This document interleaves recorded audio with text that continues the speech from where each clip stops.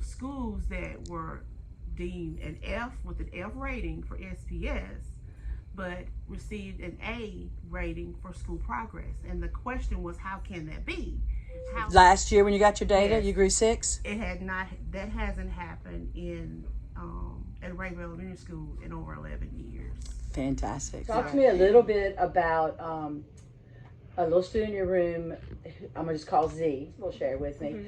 Z was 243, which is the lowest score that you started with at the beginning of the year in kindergarten. And at mid-year, he had grown. And at the end, 64? Well above. Well he above. went to blue. He went to blue. He was the lowest rate in your room, one of 3 or 4, and went to blue. Yeah, first of all, parents were there and like helped him at home and stuff. He did his homework. He was at school. I mean, he would catch on quickly with the hand motions and visual phonics.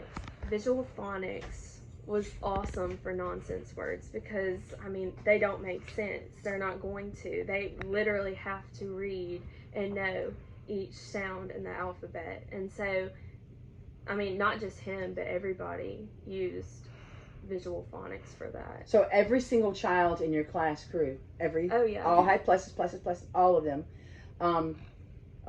Good morning. We're here at Rayville Elementary School, home of the Hornets. Hi, my name is Shelby Rawls. I teach kindergarten at Rayville Elementary. It was like the perfect year. So What made it perfect? the support I had at the school, my class was really awesome. I had some wonderful students. I know Ms. Hill has talked about the fidelity to the curriculum. So with that curriculum, how did See the Sound Visual Phonics fit into what was expected of you every day in that time block? Every morning, we go over letter sounds with the motion. So I just, A, B, B, C, K. And we would do that, and they loved it because, they're doing it with you. It's not them just sitting there. It's something that they can do with you. So it kind of brings it to life. Yeah, the kinesthetic movements, yeah. I introduced the letter, the sound, and the motion. All at the same time with the whole group? Okay. And so we learn it on the carpet. I reveal the 2 new letters. We put them on the board. I have a sound wall. And I stick the letter and the sound up. And then we do the motion and we learn it together. So, and especially this year since I was new, I learned it that week as well. So Oh, that's great. There you go. You mean you learned the hand cues? Yes. That's great. So Even I though learned the hand cues with them. Even though you'd gone through the training, you had to go back and use your cards Oh, to figure yeah. it out. Yeah, but Yeah. I mean, once I got it, I got it. Yeah. So, And how quick did the kids remember it? oh, they loved it. And they caught on real fast. Quicker than you, possibly? Because that happens all the time. Teachers yeah. tell us all the time. The kids remember it, and there'll be like this really good kid in the room, and you look at them and say, remind everybody again, what is the Oh, yes. sound? And they love that. And then you don't have to act like you forgot. Yes. Hold on, we have summer learning happening. So your principal, Miss Alicia Hill, she principal of the year for 22-23. And she's a very forward-thinking principal, which is, we're going to talk to her in a few minutes. But how did she support you as a first-year teacher with CKLA, learning everything you had to learn about being a teacher, and also the use of See the Sound Visual Phonics? I came to her office a lot for support. I'd be like, I don't know what I'm doing, and she would help me. But just the open communication was awesome. Yes, so we had to take the course last summer, and so I got that training. And then I think you came back in the middle of the year and did another training with us. But to me, the key to it, and my vision for it, was that it would be a routine every day. It'd be a part of the morning routine. Because unfortunately, in our schools, we have kids that come on Mondays, they may be out on a Friday. Absenteeism is a real struggle for us. Yeah. And that was the thing that attracted me with the concept of See the Sound. Yeah. On top of the fact that it's another way to associate that sound. Crossing the midline and the research that's been done, so it was worth a shot, and I think it's something that we'll use for years to come. You had told me that before, that you said you would have this forever and use it forever. Oh, yeah. It's awesome. I love it. And it's fun for the kids, too. It's something that they can do. It's not just them sitting there and you're going, what sound does A make? Ah. They do it with you, and it's fun. Especially for kindergartners and for upper grades, too. And you can make it fun. Like, there's videos on YouTube that you can do, like the ABC songs and stuff, and you can do the motions with it. It's not hard. It's easy. It's very easy. Yes, thank So you. my plan going forward with the next year, we're going to train as many teachers as we can.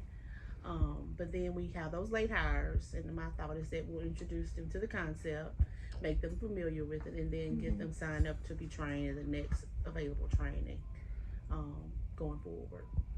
And then you're going to be a really good resource to everybody on campus. I guess everybody's going to realize Right. she's your go-to, and they're going to be asking you questions. So you're going to be like a leader on the campus in this area, if not other areas as well. Yes, I'm excited. So Ms. Rawls had spoken about seeing me in January and then another time on campus because you had reached out beyond visual phonics and contracted with Laser Education to come in and do some walkthroughs. Could you speak to that experience and maybe how your teachers embrace it, or what happened like after the fact? Well, sure. I am I definitely believe in the process of professional development, that it can't be a one-time thing. You have to have your initial, you have to have your follow-up. So that was a part of that process for me. It was actually outlined in my school improvement plan. And so Pam did come out, and she was able to kind of look at our data midway through the year and walk through some classrooms and kind of give me a viewpoint of our degree of implementation, so I could kind of make plans for moving forward. She was able to look at the actual lessons to see where see the sound, those strategies were being used in classes that they weren't, but also to look at our data and to give us some feedback on even sound walls and how well they were being used in conjunction with the strategy of see the sound. So it was very helpful. And so to me, that was an initial training, then there was a first follow-up, and then a second follow-up. And so that's the way the progression of professional development should happen. And I was pretty tickled pink to have her come. Thank you. And to give me that feedback. Well, your teachers were amazing, and but the first time you and I went through together because we wanted to make a plan of action, Right. and we had come in your class, and you were doing the hand cues, and your students were actively engaged with the morning song, doing it with you, and there was a little guy, and he was all the way in the corner, and he knew his principal was in the room, and he kind of smiled at her. He didn't care I was in the room, and he was doing the hand cues with you, and he knew he was doing them right, and he was so excited. Yes. And when we walked out the room, I obviously didn't know his name, but I looked at Miss Hill and I said, the little guy in the corner, do you remember the story? What happened? Well, he decided that it was best for him to repeat kindergarten, and this was his second year, and I just kind of shared some experiences. He was pretty, wasn't engaged the year before, felt pretty uninvolved, could not connect with the content. It was more than he could handle, and along with maturity in the next year and good teaching. And I think the hand cues kept him more engaged with learning the sounds and the letters, and it just was like a different child. So yeah, it was really kind of cool that you highlighted him, because it was a total different picture the year before. Yeah. I, with my background in special education, not that he's special ed, I'll cut that out, that did not come out right. But with my background, with what I've always done, I walk in classes and I just see children, and I recognize children have learning differences. I see it immediately. It's just something over 37 plus years you just notice. And I know when a child has a learning difference, not necessarily learning disability, but a difference. And I've noticed that children that are exposed to see the sound, visual, phonics, always, and I just heard someone say on the radio today, you should never use the word always, but always respond well.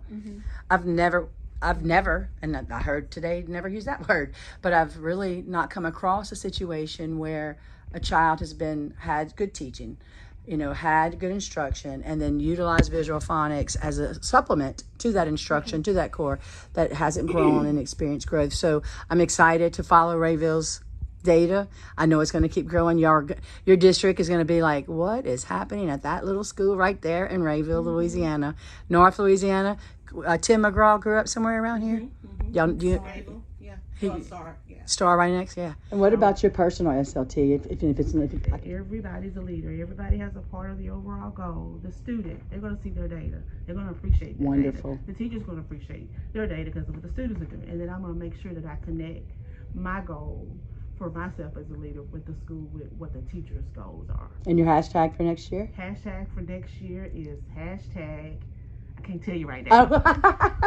It's a continuation from moving the needle, pedal to the metal, to this next one. We're still trucking forward. There you go. So, Hashtag trucking forward. yeah, that's what the little trucking forward of it. But that's not it. That's not the. Oh, not it. but that's cute. You have a good. Which is why, if you look right over there with her beautiful family, photos of her beautiful family, Miss Hill was Rayville Elementary School Principal of the Year and the Richland Parish Principal of the Year, right here. You had shared some data with me, or maybe we're doing something different. I don't think it's not. I don't believe it's just one thing. Right. I think that it's a combination of some things and some good people, but buy-in. But I do attribute a lot of our growth to visual phonics because our number one issue has always been literacy. And that literacy is not just a problem in the building, but we also have families and parents at home. And that would be a vision a couple of years down the road that we can maybe empower our parents with teaching them this strategy as well. we can definitely work on that. Tackle Yes, adults and we have a adults. plethora of data of adults with dyslexia, that this strategy is the way. And sometimes, I hate to say this, but sometimes the only way that they can, because without that visual, their brains just don't go there. And like some of your students, so it's very powerful. So we could definitely explore that. Oh, that gives me chills. All right. Well, weren't y'all one of only 3 or 4 schools that Yes. did what you said? In the article, we were one of 7 schools, I 7. believe, in the entire state that fell in that category. So we weren't happy about, the light shining on us with the F. We're not excited, but we are excited about the growth. We're striving, and that those kind of conversations are happening because that's to make an A in progress for in school performance score, and then still be deemed an F. That's got to be Seems looked a little at, tragic. but yeah, it does. But then you have shining stars like Miss Shelby Rawls, brand new teacher who walks in and just blows your Dibbles data. Her class is Dibbles data for your school, out the wall. And I know she attributed earlier the fact that you set up the training, you encouraged them to go. You actually went through the training with us.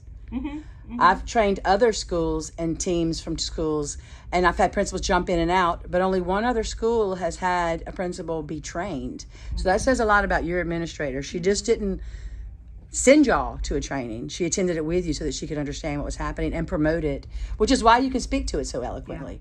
You're not just, you've lived it. You know it. It was a priority for me. Sound walls. I know the Louisiana Department of Education, the LDOE, they have a sound wall on their website, Louisiana Believes. Did you access that and utilize that? Yes. So our literacy coach, Chessa Harrington, she printed us out the cards that we needed for the sound wall. And each time we learned a new letter, if it was like a vowel, I'd put it on the vowel side and it was color coded. So it would be in green. The vowels are in green and the consonants were in blue. So if we learned a consonant, I'd put the blue up and it had like the letter and the motion and yeah. So you used a sound wall, not a word wall. Yes. Okay. And did your kids use the sound wall? Yes. How did they use it? Also, yes. So they used it by one day I had this idea and I was like, okay, I'm gonna give you a sticky note and you're gonna draw an animal or a fruit, something for that sound. So I gave each one their own sound and a sticky note and they drew a picture and then we put it on the sound wall so that they kind of had a part in the sound wall as Did they well. love that? Yes, it was really cool. I bet that excited them and yes. Did they get to share with each other what they did? Oh yeah. Always a beautiful sight rolling into Rayville, Louisiana. Love, love, love.